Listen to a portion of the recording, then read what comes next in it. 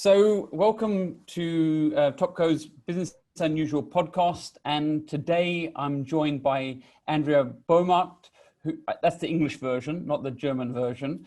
She's the co-managing partner at Knife Capital in Cape Town. So Andrea, I'm actually been looking forward to this for a very long time. I know we spoke on the phone early this year in the midst of this chaos, and I saw you present at a Deloitte's function in Cape Town around how to get finance, grow networks, and certainly get money. So I'm looking really forward to this podcast. But I mean, how are you doing? Well, first of all, good morning, Ralf. Thank you very much for having me. Well, how am I doing? I'm doing well. I mean, it's interesting times, but I'm doing well. I can't complain. I think my life is relatively easy in comparison to many other people, so I'm good. I'm really good. I was saying you look good. You've obviously, looking good and vibrant, but I doubt it's all been good underneath that. It's been disruptive for everybody. What have you found the hardest part of COVID for you? What have you found as the hardest thing to cope with?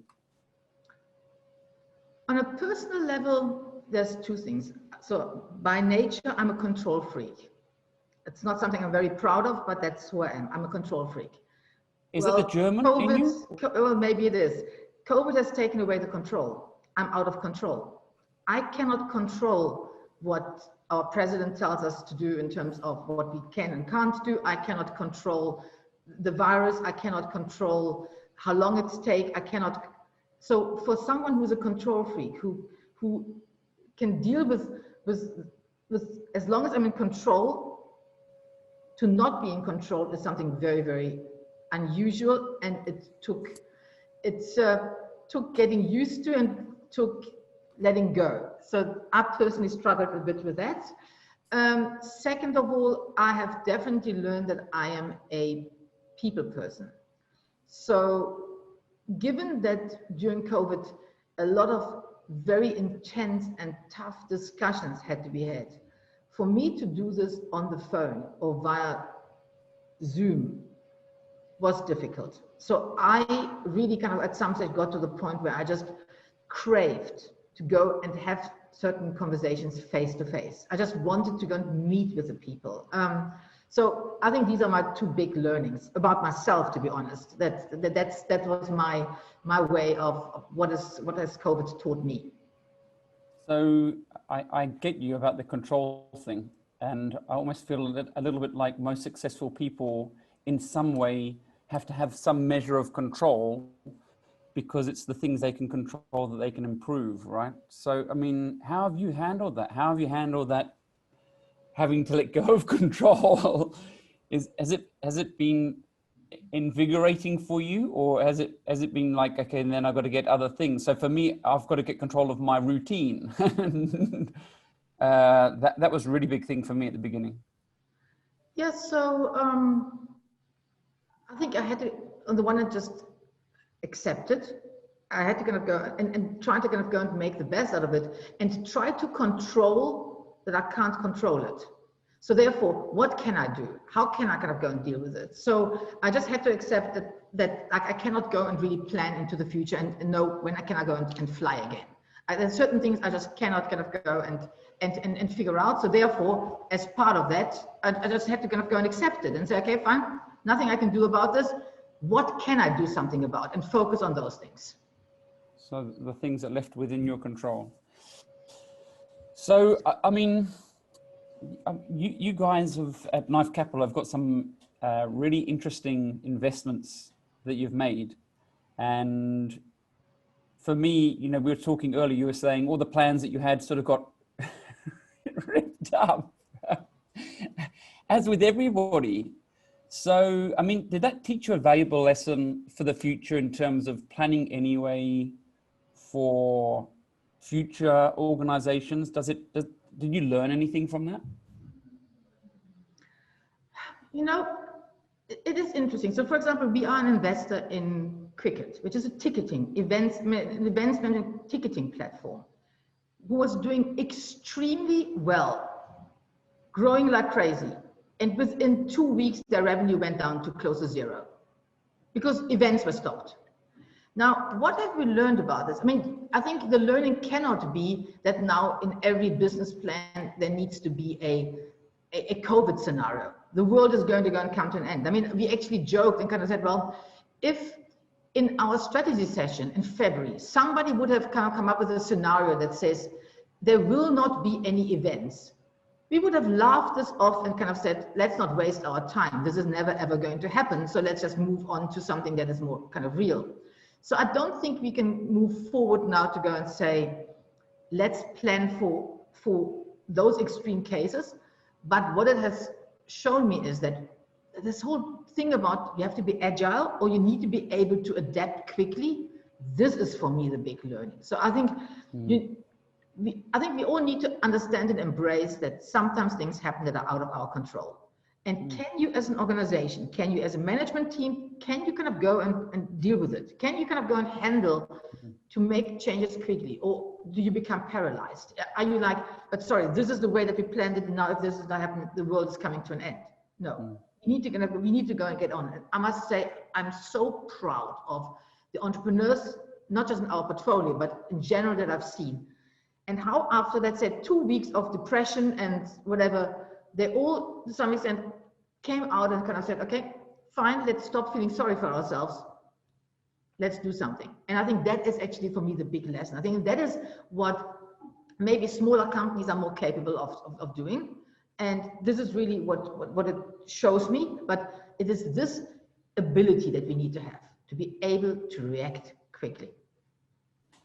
For sure. I mean, we also, they're above us, by the way, in our building. So, so we had the same thing. We were doing events and publications and suddenly we couldn't do anything. And so we had to adapt. And I wonder, does that change now your criteria for when you're looking for entrepreneurs and their teams? Or is it the leader or is it the team? Because you mentioned both. You said an entrepreneur and their team, her team, his team. Is it both that needs to have that adaptability quotient? And how do you measure that? I mean, Tell me. The leader chooses his team or her team. So the first thing, of course, is you need to kind of go and look at the individual/the individuals. And you will see, and you can make a lot of judgment calls about them by seeing who they've surrounded themselves with. And you will normally find that somebody who is like quite, let's say, open to risk and so on, is most likely not going to go and surround themselves with very, very conservative kind of people. So it normally does kind of go and shine. But I think one of the biggest challenges that we have, I think, in South Africa is that we have some amazing entrepreneurs who are great leaders as such, but to get this next middle management layer, because this is, of course, where you don't have the ownership anymore. So now it comes a little bit back to the salaries that you pay and so on. And that, of course, is where competing against the corporates becomes a bit of a problem. So the point is to go and get that one right, because they are the ones who have to execute. So it is at the end, it is about both. It is about the leader and the team that he or she has managed to kind of go and surround themselves with. How do you assess this? How do you look at this? I mean, when we kind of go and speak to companies, we like to kind of go and challenge them and see how they react when you challenge them. I mean, do they just accept the challenge? Do they fight back? Do they become aggressive? Do they become defensive? Do they, you know, it's small little things like this. I mean, how do you kind of go and how does somebody deal with being challenged with like a crazy assumption, and how wide can they think? But damn, give me the solution to how to kind of go and test for this, and I'll absolutely embrace it. I don't know, it's gut feeling. To be honest, a lot of it is just having spoken to so many people, it's gut feeling. And of course, we sometimes get it wrong. But it is important to check those things out, right? And 100%, absolutely. And challenge people.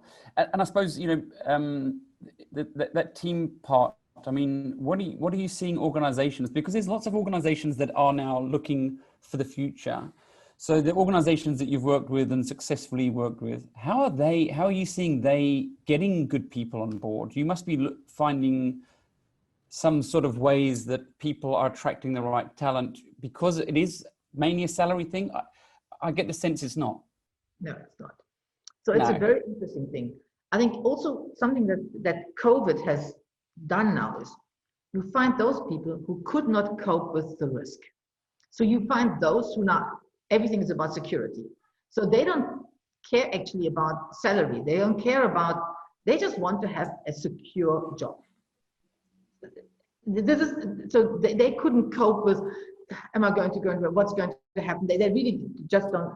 And then you found those who've now learned that they can cope with so many things and actually are now far more into job satisfaction and who they work with and to some extent being allowed the flexibility maybe to have a hybrid work structure, work from home, work and so on. So I think people have become more defined, I think, because I think we've all had to cope with an experience that has taught us something about ourselves, and people are now a bit more clear about what they want. And I think as an organization, you need to decide what kind of individuals do you want. Do you want to attract the ones that really love security? Well, then you need to also decide, can I give this to them? Or are you now looking at those who can tell you the story of how they adapted, how they're going to go and do things? And then, yeah, you learn something more. No, salaries, there's of course, there is the affordability level. There is the one, I need X to survive or to do what I need. But then so many other things become more important. And I think COVID has made us more aware of it.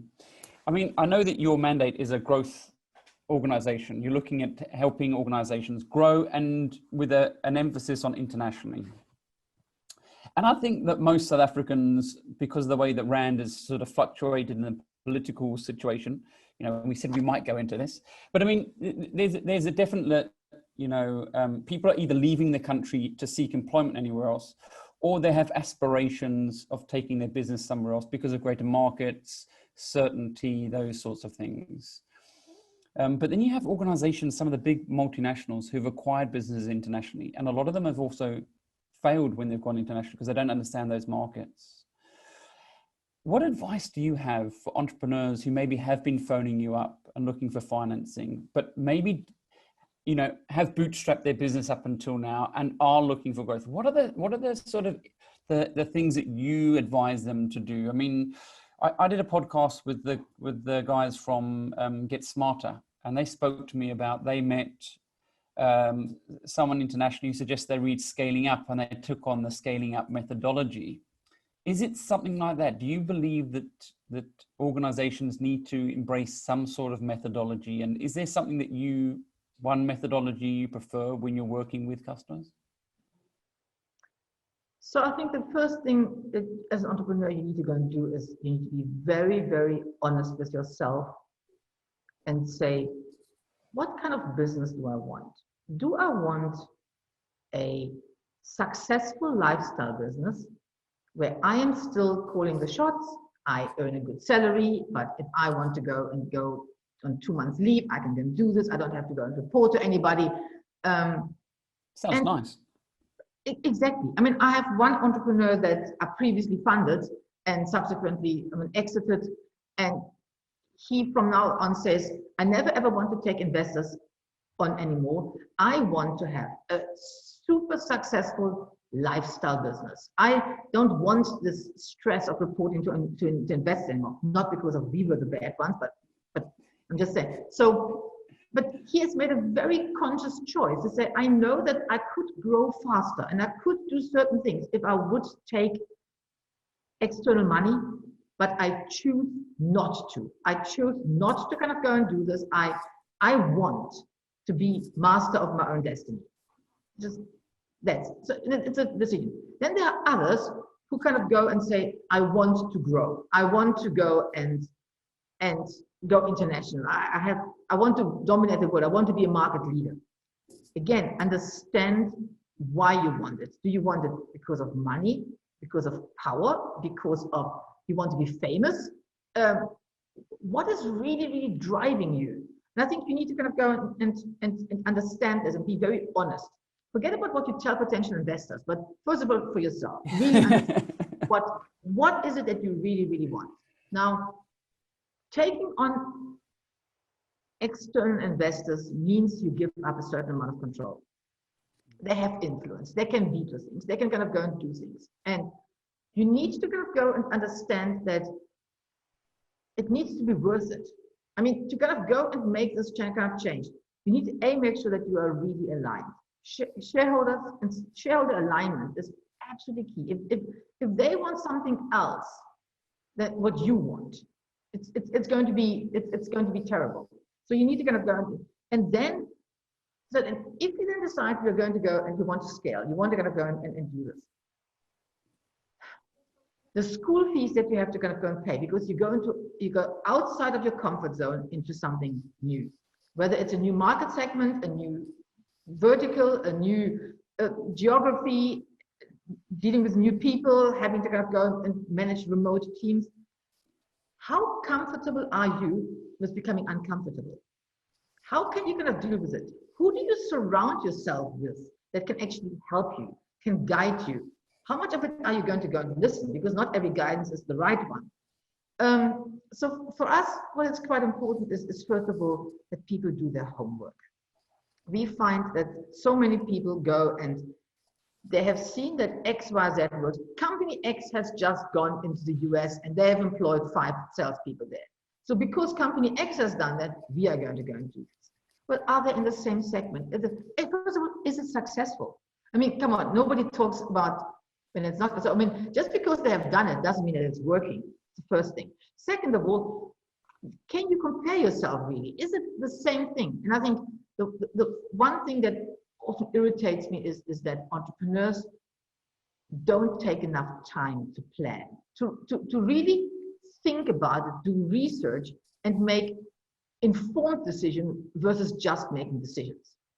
I mean, everybody talks about the agility and the speed to market that entrepreneurs have, and absolutely, this is a key advantage. But that doesn't mean that you should just kind of go and not plan, not think, not do your homework, not really kind of go and think about what are the implications. If I now go and move my head office to somewhere else, if I employ now 5 people in a different geography, what does it mean? Structure, reporting, payment, labor law, whatever. I find that doing your homework is what you really need to kind of go and do. And hopefully that is the one thing that investors bring, that they kind of go and force you to ask yourself the hard question. Have you thought of this? Have you prepared for this? Are you sure that this is what you want to kind of go and do? So I haven't seen the one book that kind of go and tells me this is the secret book, now that it has the formula. And if you find one, please send it to me. So I find it is different every time. But the one advice I can really kind of go and give to people is please go and do your homework. Take some time thinking and not just do it yourself. Let yourself be challenged. Please kind of go and present this to somebody who's not just saying, sure, but somebody who will kind of look at it and say, I don't believe you, or why are you saying this? And I think that is, for me, the first big step towards scaling. Is that honesty with yourself and that time to plan. And so, you mentioned a couple of things. You mentioned the scenarios. What I find a lot is there are some really good books about scaling and what to do. But too often, the more I read, the more I see there's contradictory sort of assumptions with these questions. And you can go yourself mad reading too much as well, I find. So, I mean, you talk around informing and getting people around you. And I wrote the word down, trust, because it's not necessarily how clever they are, but how much you can trust them. And trust isn't somebody who tells you yes all the time. Trust is about somebody who's going to maybe be honest with you, with that feedback. It doesn't mean they're right, but they're going to be honest. For me, trust is the key ingredient, is the ultimate. I mean, you can romanticize it, but when we invest in someone, you know what, this is going to be a journey for the next 5, 6, 7 years. And I can absolutely guarantee you that not everything is going to go well during those years. Now, there's a few things. Bad news travels as fast as good news. When things go bad, I mean, everybody is a good partner when things are going well, and it works both ways. How are you going to go and deal with the bad times? And like, for me, one of the key highlights of any journey with one of our portfolio companies is when I get this phone call. I remember the one entrepreneur, I was always the one, we had our regular meetings and so on, and all of a sudden he called me and said, Andrea, where are you? I said, I'm in Johannesburg. Can you please, when are you flying back to Cape Town? Can you please come and see me? It's like, And he said, well, what time are you landing? I said, 6 o'clock. Can you please come and see me? Sure. Then the plane was delayed, so I arrived at 20 past 6 and I already have this message. Where are you? So there was something. So I arrived at 7 o'clock in the evening, arrived in the office, and he looked at me and he said, we are running out of money. My finance person has just kind of come and we made a mistake in certain kind of formulas, and there was one assumption that we made, and one client has just kind of told us that they're closing doors, so they're not going to pay us, and we are now going to run out of money in 3 months. The nice thing for me was, he got the message at 3 o'clock and he called me at 10 past 3. And he afterwards said to me that for him, the best thing was that I responded with, okay, how can we fix this? It is about trust. It is about trust to give the bad news, and that the person, I have to trust that entrepreneurs don't give me just the good news, the marketing pitch. I get that that's when they pitch for the investment. But once we are in it together, I need to know both sides, and I need to trust that I will get the real honest information, and I get it in time. Entrepreneurs need to trust that as investors, we are also there in the bad days, and we don't start finger pointing, and we kind of go and say, how can we fix this together? So to be honest, it is actually all about trust, and trust can only be earned. Trust, you need to do it. You need to walk the talk. You need to really kind of go and do it. You can't just say, please trust me. You need to earn it both ways. I mean, we spoke about COVID and having these phone calls and Zoom calls, and you wanting to get out and see people face to face. Was that part of it? Not just your personality, but your gut, that you needed to build trust again with your partners? Was it about that? Was it about the personal interaction builds that trust? Or did you feel that that wasn't an issue? I think it's more that there's a certain level of emotion that is not really, you can't really bring across via video conference call. Yeah. I think, you know what, when you really talk about something that's hard, that's tough, if you have to kind of go and make really difficult decisions and you know that the other side is struggling with it. I mean, some of our entrepreneurs had to retrench. Some of them for the first time in their lives. It was heartbreaking for them. Then it was tough. And to just go and guide them through this via a conference call is just difficult. It just wasn't, it didn't feel right. I would have wanted to kind of go and be there. Actually, I would have wanted to be there with them doing it, just to kind of go and support. And I think it's, there's just certain things, you know, you have to be there, and we couldn't be there. Sure. So, I mean, moving on now, because, I mean, we spoke earlier and you were saying the first couple of weeks, first 6 or 7 weeks of COVID was 95% of the meetings were from 8 to 10 and mainly negative. People were worried and they're lacking control and all those sorts of things. And you said things have sort of shifted a little bit more, and we've seen the markets generally going up, and there seems to be a recovery. Certainly in our business, you know, it's been different, but we're in improving states. What are you seeing for the future? What are you seeing things that organizations should be doing from now in the next sort of 3 to 6 months? Where are you seeing opportunities where organizations are getting it right? What are they doing, these teams? So again, it comes a bit back to, you need to be flexible. You need to, but on the other hand, you need to focus. I think you need to really kind of go and say, okay, what is the one thing I can now go with all the uncertainties? Let me now focus on this specific market or this specific activity, because this is at least now that I can ring fence and kind of go and control, and let's just go and do this well. Let's try to kind of go and start settling things down and start getting traction again, getting this feeling of we are moving forward again in something. And then, so I think if you now kind of go and start playing catch up on 20 different fronts, you're going to go and just lose it, because again, there is still too much uncertainty. But if you're going to go and say, okay, here I know this one I can do now, let's go and do it right. And I think let's get everybody back into this feeling of we are moving forward. I think that's what is really needed. It's also in conversation with clients and with everyone. I think that is really something that is quite key. I think the one thing that I'm really nervous about is this whole work from home kind of thing. I think we all learned that we can work from home, that we can get a lot of things done.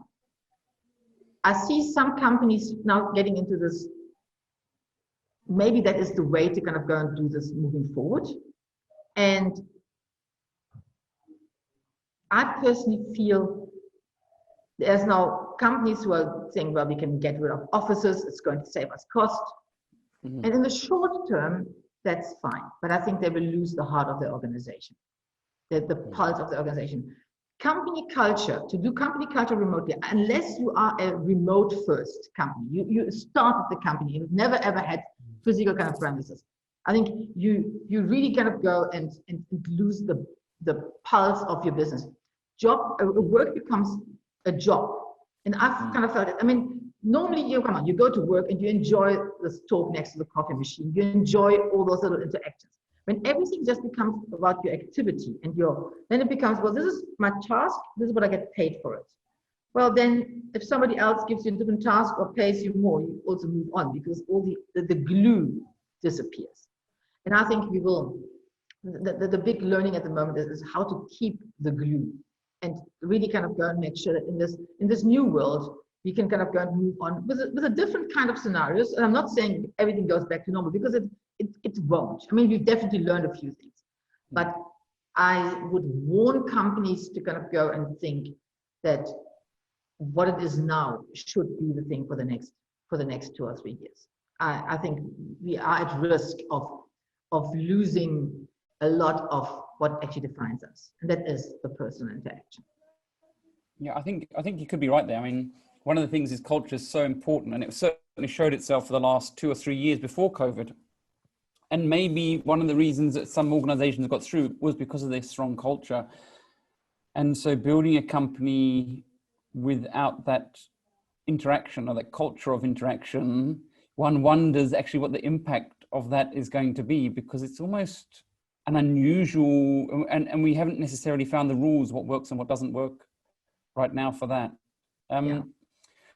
So I noticed also, as an organization, you don't just invest in tech companies, because I think that's the assumption. And one of the things I've also realized is that some of the traditional tech companies are moving into legacy areas. So for instance, Yuppie Chef moving into retail. And so there is this transition. You've got Bathu Shoes, who we know has done really well, but they were in tech for 2 years selling online. And now I think they've had 15 store openings, about 10 or 12 of those during COVID in South Africa. They've grown massively in terms of their shoe brand retail, and they're doing exceptionally well. Is that something for you in the future? Are you looking at maybe, like I know you got the food drinks. Are you looking at organizations, manufacturing organizations and moving them into tech, or are you looking at tech companies and move them into retail? Do you look at those sort of opportunities? traditional businesses? I think we will still continue to focus on predominantly tech, simply because that is our sweet spot. That's what we are used to. However, tech for the sake of tech doesn't bring it. I mean, at the end, the technology is most of the time is the enabler, is how it gets done. It is at the end about the value that you create and about the customer experience that you create. I mean, I know that people will kind of go and hate me for saying this, but if I kind of go and buy a car, if I, Andrea, buy a car, I like a fast car, I like certain things. I really do not care about the technology. So it doesn't, for me, it really doesn't matter how it gets done. For me, it needs to be accelerated, it needs to do this. I mean, it has kind of a certain value it needs to create for me, and technology is just the way it kind of does it. Now, a lot of tech companies, they are of course very much in love with their tech, and we find that those who are more successful are the ones that really start understanding what is the value that their customers want to see. And if the value is not based on the tech, so in terms of retail, for example, if the shopping experience, the e-commerce shopping experience, if it can be enhanced by actually walking into a store and having the touch and feel, if this is what the customers experience, what makes the customer even more loyal to the brand, well, then maybe that's what you have to kind of go and do. Sure, you can be successful the other way around, but what is the value for the customer? What do they want? What is it? If it enhances the value, then sometimes you just need to go and broaden. You need to kind of go and start looking wider. And I think for particularly tech companies, it is quite often difficult to see this simply because they are so in love with their tech. They believe that tech is the value, whereas the experience is the value. And I think the successful ones start understanding this and interpreting this, and therefore widening their offerings. Yeah, for sure. So I know that you've got three principles. It's obviously networks, investing, and then knowledge, right? And like when you spoke, funding, yes, yeah, yeah, I was like, wow, I was in love with that little try thing you're going on there, and it was so relevant. But also for us, what we see is networks is really obviously very important. And I'm hearing constantly that organizations say they need more networks. So they have a good product and they're looking for new networks. Is that the biggest challenge facing startups and entrepreneurs? I'm not sure it's the biggest challenge, but it can be the one that makes the difference the quickest. Okay. So in a positive way. Well, if you mess up with the network, it can also be in a negative way. But the point is, if you want to find more clients, if you want to find more staff, if you want to kind of go and do all those kind of things, for you to kind of go and do this, you can do it the hard way. You can kind of go and do cold calling, or you can do, there's a lot of ways to kind of go and do things. Or you have a network that you can reach out to, and you get a trusted introduction, or you get a trusted referral, or you get a trusted opinion.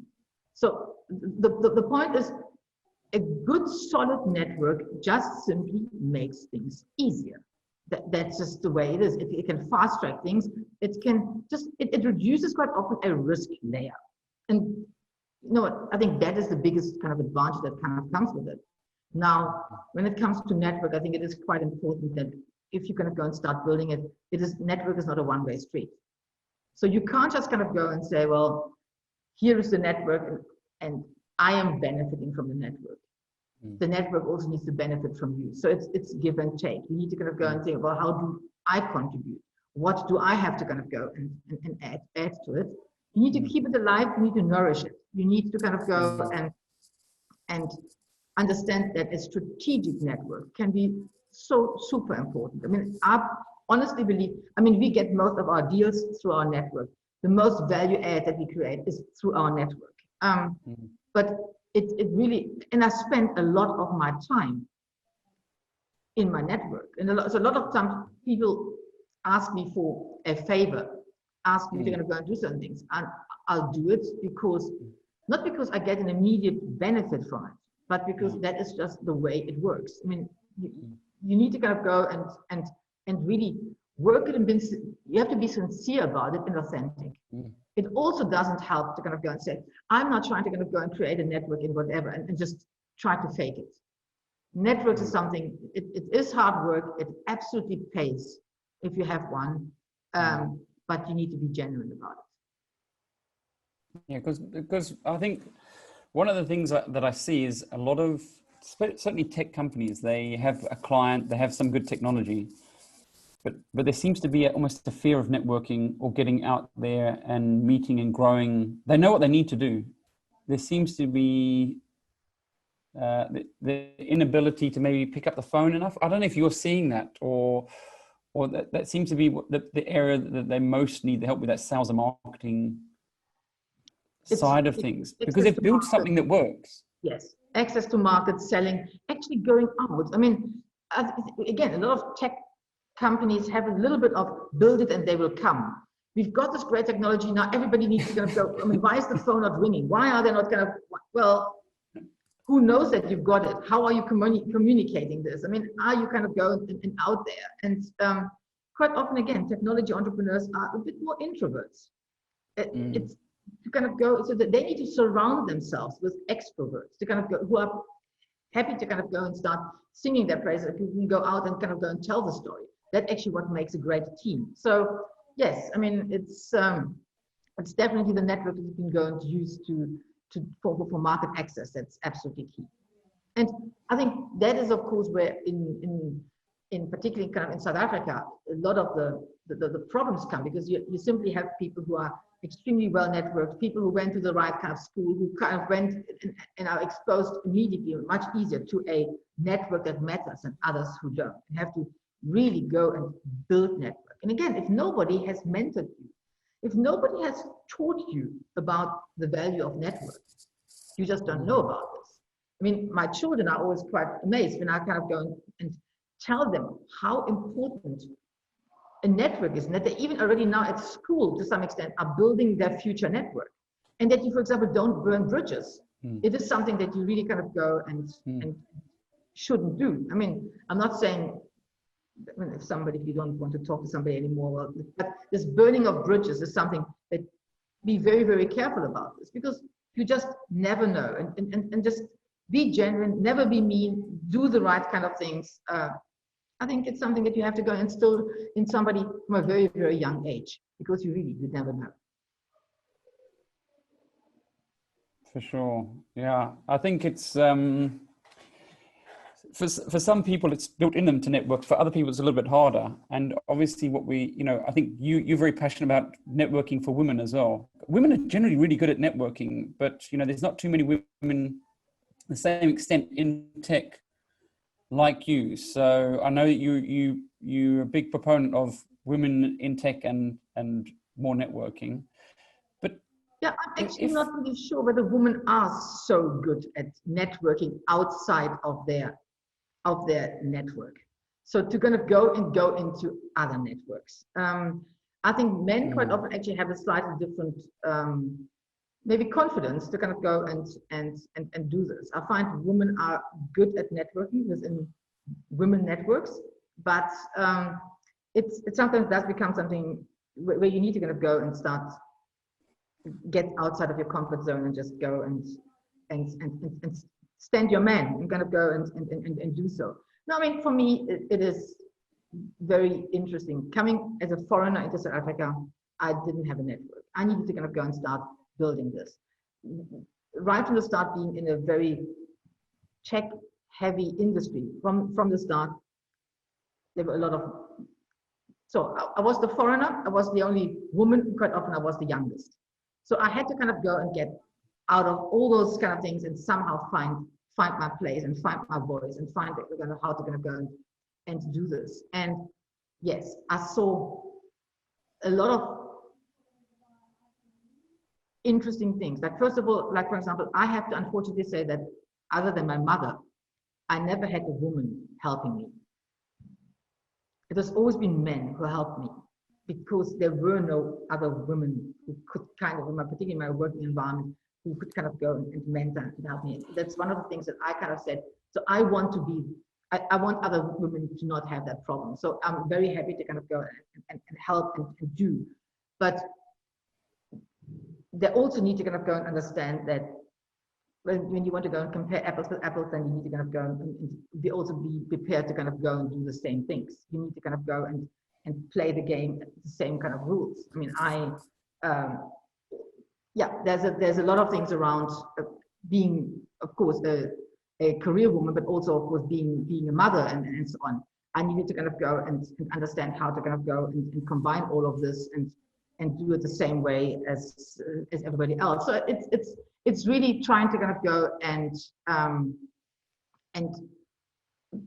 yeah, I like to guide. I like to kind of go and help wherever I kind of go and can, but you also need to kind of go and stop making excuses for yourself. The world is tough outside, and you need to kind of go and do what needs to be done.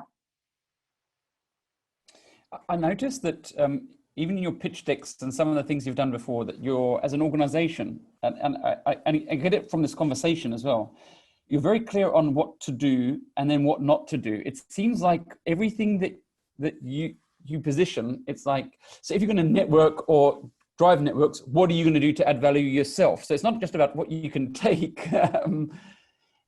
Is that, where did you learn that from? Because it is, you know, I think so important that you don't just take the one view of things. You're almost like a great journalist. You've taken this because they say it's not always what you're doing that succeeds, but it also focus on the things, not what not to do, is just as important as focusing on the things to do.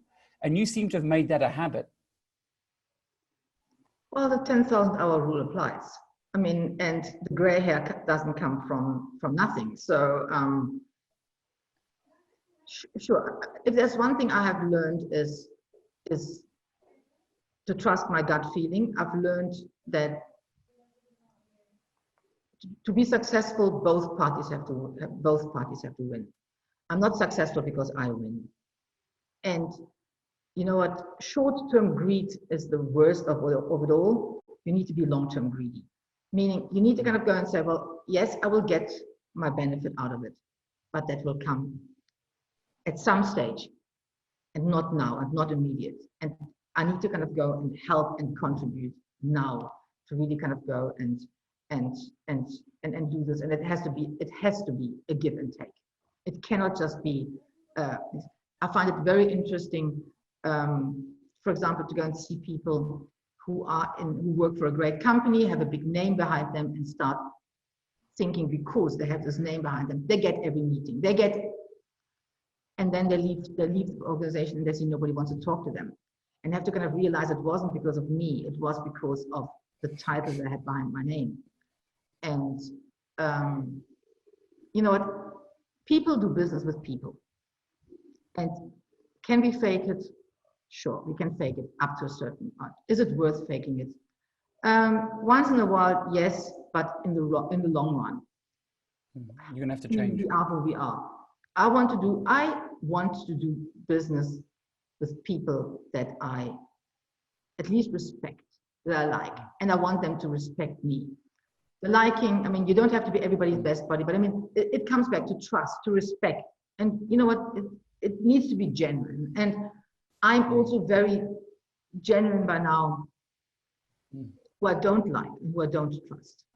So I have refused to go and speak on panels because I don't want to sit next to or there will be certain things I will not do. I will not go and attend certain things. I will not go and do certain things because then again, I would be disingenuous if I would kind of go and do this. So it is about being clear about, I think, your own principles, but then don't expect from others what you're not prepared to kind of go and do yourself.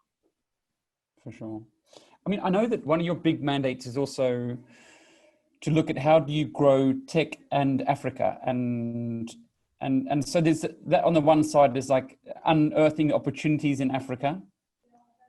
Is that directly linked to scaling those opportunities internationally, or do you think that we can start bringing more organizations into Africa? Do you think that, or should I say, what do we need to do? Because I think most people agree that there's big opportunities, but it's not necessarily being realized at the moment. So, as a German who lives in South Africa by choice, I've always been asked, why do you do this? Why don't you go back to Germany? Why don't you kind of go? And for me, South Africa is this place of possibility, of, you know, you can do so much. And I have had so many conversations traveling when people kind of go and discount things because they are from Africa or they're from South Africa. And there's this part of me that just wants to prove that that's so wrong. And that the challenge. That's so, it's a nice little challenge. That, I mean, you can actually kind of go and do this, because it is a choice that I consciously made to go and stay in South Africa and actually go and prove to the world that amazing entrepreneurs can come from South Africa, can come from Africa, and can compete with everybody kind of globally. Now, are there challenges that come with this? Yes, absolutely. But I think we need the success stories, and we need to kind of go and tell them, because that's going to go and attract more and more people. I think the world is intrigued about Africa, but being intrigued is not enough. Now we have to deliver, we have to execute. And I think if we can do this, if we can execute, if we can kind of go and take things now to this next level, if we can kind of go and show and demonstrate about the way that we can turn around Africa in many different ways, the way that we can make this a place where people want to kind of go and live and want to embrace those opportunities. We can do so much here. We've got the talent, we've got the natural resources, we've got the space, we've got the weather, we've got so much. We just have to go and start executing and kind of, and to some extent also start believing ourselves. And that's why you need success stories. And for me, that's the little thing that I want to kind of go into. I want to create success stories, because success kind of inspire success. And if that's the little part that I play, is to find the right entrepreneurs and make them success stories that inspires a kid to kind of go and do the math homework and actually kind of go and say, it's worth it, we can do this. Just because I'm from Africa just means that actually I have all the opportunity and not the challenges.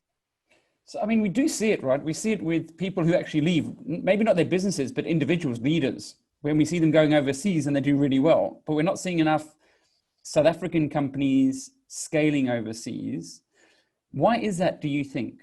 Is it because it's tough? Any environment is completely different? Is it because of the lack of investment to scale in those areas?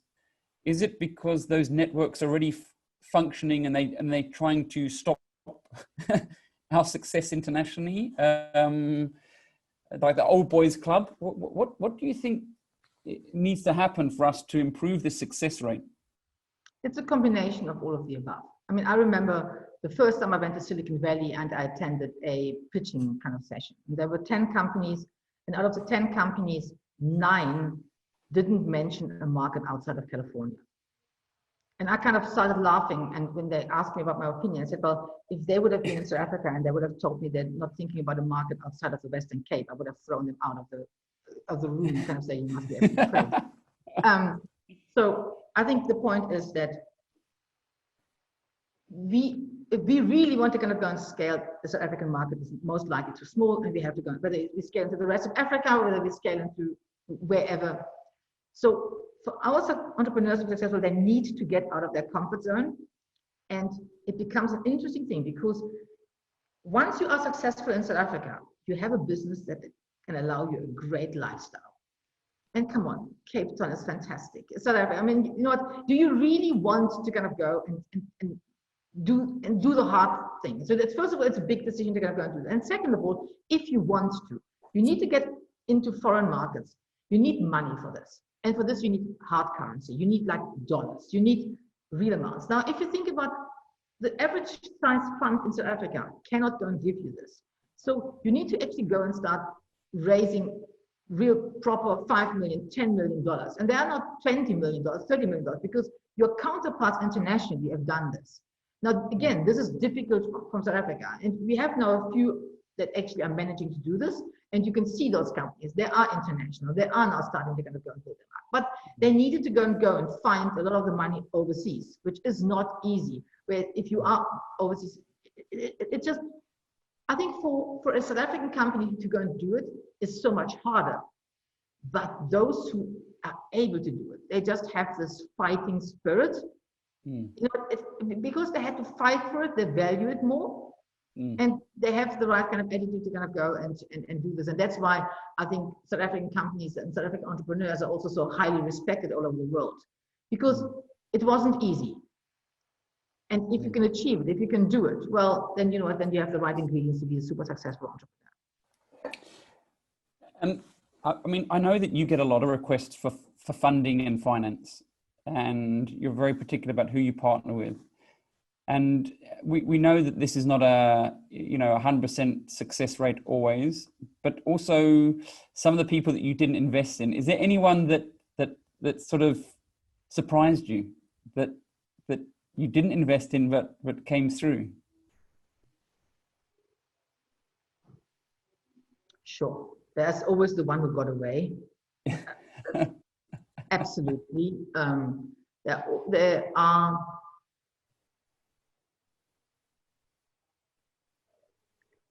Now, I must say there are some that got away, didn't invest, but quite often there was a certain reason why we couldn't, and I would have thought, and it's more like I kind of knew that they would be successful. The pity that we couldn't do the deal at that point of time, but I kind of knew it. The ones that really surprised, where I would have thought they would fail and didn't, actually I can't come up. I need to think about this. No. But yeah, I mean, absolutely, we can't invest in everybody, and there's definitely some companies where, in hindsight, I kind of think, damn, I would love to kind of go and be in there. But as long as they're successful, I mean, every successful story counts. So if we are part of it or not, it's not that critical. Yeah, I think there's so many untold stories. I think that's also an interesting thing. I mean, not everything that just goes into the broader kind of media is good. There are so many, yeah, amazing stories and amazing entrepreneurs who are really doing things and making their mark and yeah, building those companies that we all aspire to kind of being part of and want to kind of go and be associated with. So yeah. So what do you see? What do you look for in those entrepreneurs?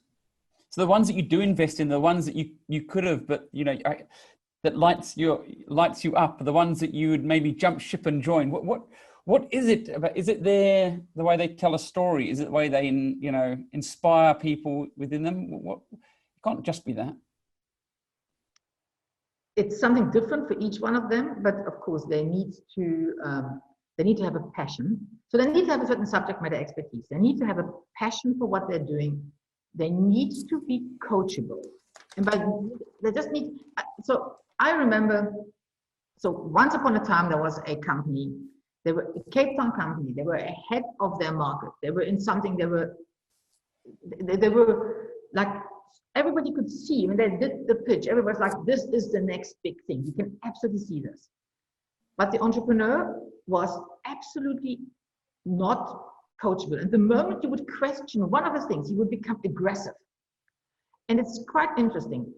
He went to every investor in our network and everybody rejected the company.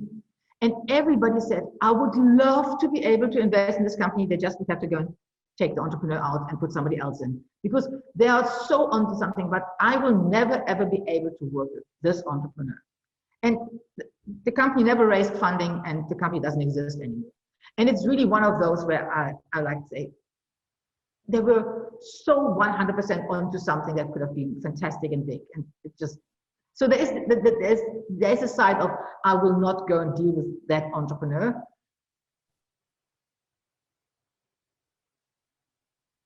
Last year, I traveled with one of our entrepreneurs 33 days across the world to raise funding. To travel with someone 33 days around the world. Now, not in one go, but you know what? I have to ask myself, do I want to spend that much time with you? Is it worth my time? Forget about the company. Do I want to spend that much time with you? Mm. If I can answer that question with yes, then that's good. They've done well to inspire you. Because you're investing your time as well. I suppose you're going to be happy as well. It's not just about that. It can't just be about the money, because you can make money in lots of ways. If I have to sit next to you on a plane for 18 hours and I hate spending time, I don't know what to talk. Really, no. So they have to have a certain amount of charisma, honesty, and integrity. Integrity. And I mean, integrity is a key part. Integrity.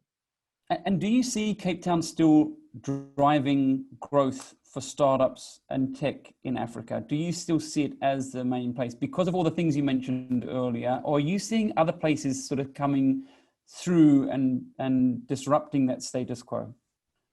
I mean, Johannesburg is catching up. And then, of course, sure, across Africa, there are definitely different hubs where there's a lot happening, but each country has got their own little flavor of what they really kind of go and what they focus on, what they're very, very good at, and so on.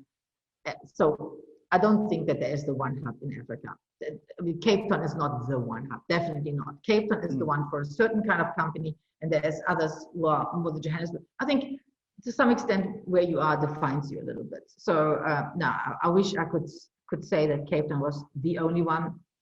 It is definitely one of the key hubs in Africa, but there are absolutely others as well. I mean, is it that thinking that we need to create like a Silicon Valley with Silicon Cape, to where you have that focal point where you have, because we've got with Cape Town, you've got universities, you've got lifestyle, so you've got so many things going for us. You definitely need the ecosystem. It cannot happen in isolation. And you see very clearly that those hubs have this. They have their own universities. They have enough corporates. They have enough entrepreneurs. They built the kind of ecosystem around it. It is quite important, for example, that you can travel, that there is an airport that gets connected to all over the world without having to kind of go and do too many stops. There's a lot of things that need to kind of go and come together. So you definitely can't do it, or you struggle to do it in isolation. And if you want to scale an ecosystem, if you want to become a hub, the ecosystem in total has to go. You need to have some investors. You need to have access to funds. It all needs to be there. How do we get more investors like Knife Capital into Cape Town and South Africa? By, first of all, having more success stories, but more of all by the financial institutions, the pension funds, the government funds, but them understanding that, looking at the example of Israel years and years ago, we need more funds and we need larger funds. If the average fund size is 200 million rand, and you normally have a limit that you can only invest 20% of your fund into one kind of company, then you can calculate how much you can only go and give the company. If companies want to kind of go and compete globally, we need larger funds, we need more funds. And unfortunately, venture capital as an asset class is still very much dependent on high net worth individuals. It's the typical institutions that all over the world are funding venture capital. In South Africa, they're not. And I think what we need is other government needs to go and say, well, every pension fund has to allocate whatever, 2% of their assets into venture capital or whatever. So either it needs to be forced, or they need to kind of go and start understanding the power of venture capital as an asset class. And if we have more funds and larger funds, I think it doesn't help us to have 100 more small funds. We need some funds with real substance that can pay, that they can write a $20 million check. No VC fund in South Africa can do this. Whereas the competitors of our companies are raising 20, 30, 40, $50 million. There is not one VC fund in South Africa who can write a check like this. So we are not giving our entrepreneurs the right size of wings to go and fly. So there needs to be, I mean, that was a thing that I heard. There needs to be more money investing in VCs, private equity, those sorts of things. Because without that, it's almost like the, the triangle, that, you know, if the base is wide, you know, the big amounts need to be bigger, really, for the base to be wider.